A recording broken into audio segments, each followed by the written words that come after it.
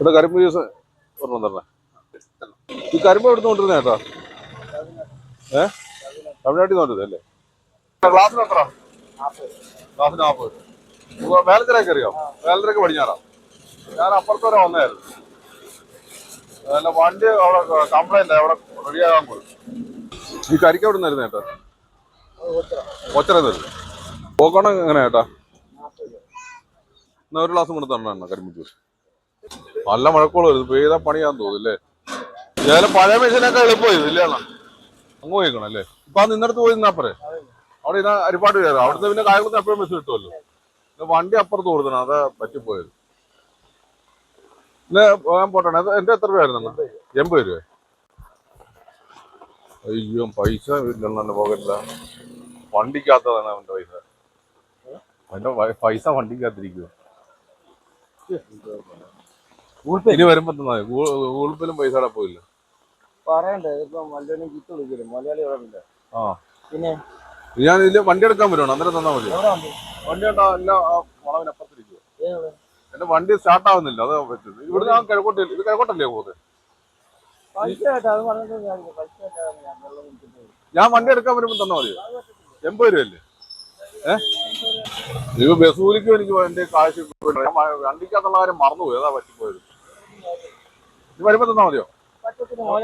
ഞാനും വൈകിട്ടല്ല രാവിലെ വണ്ടി എടുക്കാൻ വരും. എന്റെ വേണമെങ്കിൽ എന്തെങ്കിലും തരാം. മോതിരോ എന്തെങ്കിലും.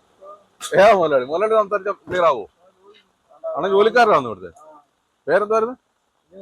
റിയാസ്. എന്ന് ഇങ്ങോട്ടൊന്ന് നോക്കി. വീഡിയോ എടുക്കുന്നുണ്ടായിരുന്നു. അവിടെ വീഡിയോ എടുക്കുന്നുണ്ടായിരുന്നു. ഇതുപോലെ പറ്റിക്കുന്ന പരിപാടിയായിരുന്നു. ഞാൻ നോക്കും. കുഴപ്പം ഇനി കുഴപ്പമൊന്നുമില്ല. കഴിഞ്ഞ് അണ്ണനെ പറ്റിയാൻ വേണ്ടി പറഞ്ഞ അണ്ണനെ കരിമ്പെടുത്ത് അടിക്കുമെന്ന് ഞാൻ പേടിച്ചിരിക്കുമായിരുന്നു. കരിമ്പങ്ങനെ എടുത്ത് അങ്ങനെ അലക്കാൻ അടിച്ചാൽ തീർന്നില്ല. അവിടെ ചെറിയൊരു ചാനലിന്റെ പരിപാടിയായിരുന്നു. അതുകൊണ്ട് ക്യാമറ കൊണ്ടിരിക്കുന്നു. എന്റെ വൈഫാ അത്. ഞങ്ങള് വന്നിട്ട് ഒരുപാട് നേരമായി. എങ്ങനെ ഇവിടെ നിന്ന് കയറി പറ്റും? അണ്ണൻ കരിമ്പങ്ങനെ എടുത്ത് അലക്കടിച്ചാൽ തീർന്നില്ലേ? ഞാൻ പെട്ടുപോകത്തില്ലേ? പേരെന്താണെന്ന് പറഞ്ഞേ? റിയാസ്. പരിചയപ്പെട്ട് ഒരുപാട് സന്തോഷം കേട്ടോ.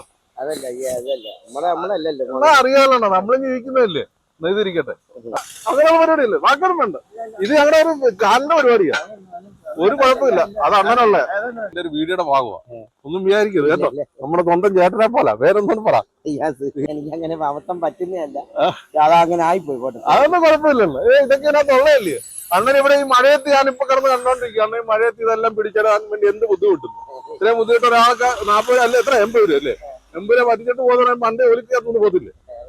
അവിടെ എല്ലാ ദിവസവും എത്ര മണി വരെ കേട്ടോ? 9 മണി. സ്ഥലപ്പേരെന്ന് പറഞ്ഞാൽ ഏത് റൂട്ടിലോട്ട് പോകുന്നത്?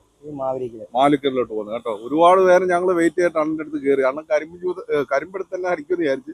അതൊന്നും ഇല്ല. പക്ഷേ ഇതിനകത്തൊക്കെ ഉള്ള ഇതിനകത്ത് കേട്ടോ. വേറെ ഒന്നും വിചാരിക്കണ്ട. വീഡിയോ കാണുന്ന നമ്മുടെ സുഹൃത്തുക്കളൊന്നും വിചാരിക്കണ്ട. ഇതിനകത്തുള്ള നമ്മൾ ആരെങ്കിലും പറ്റിയാൻ ശ്രമിച്ചു കഴിഞ്ഞാൽ പലരും പലതും പറയും ഇല്ലേ?